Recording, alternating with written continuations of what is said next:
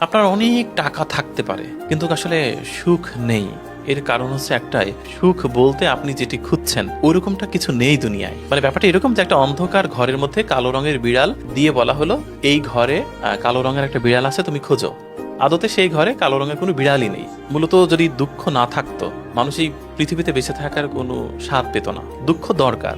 এখন ব্যাপারটা এরকম, দুঃখটাকে সবাই এমনভাবে নেগেটিভ মানে ইয়েতে নিয়েছে যে সবাই মনে করে দুঃখ খুব খারাপ জিনিস। দুঃখ তো খারাপ জিনিস না। একটা সময় ছিল যখন মানুষ বুঝতো যে আমার কিসের কিসের অভাব, তখন মানুষের জীবনটা ছিল অনেক বেশি কালারফুল। এখন মানুষের সব কিছু আছে, তবুও মানুষের দুঃখের সীমা রেখা নেই, মানুষের ডিপ্রেশনের শেষ নেই। এর কারণ একটাই, মানুষ স্পেসিফিক জানে না তার আসলে কিসের দুঃখ। রবীন্দ্রনাথের একটা উক্তির কথা আমার মনে পড়ছে। উনি বলেছিলেন যে এমন একটা সময় আসবে যখন মানুষের অভাবের অভাব হবে। এখন মানুষ জানে না তার কিসের অভাব। অনেক কিছু আছে তবু তার অনেক দুঃখ। আবার তাকে আপনি জানতে চান যে আপনার কিসের দুঃখ, সে এক্সপ্লেন করতে পারবে না।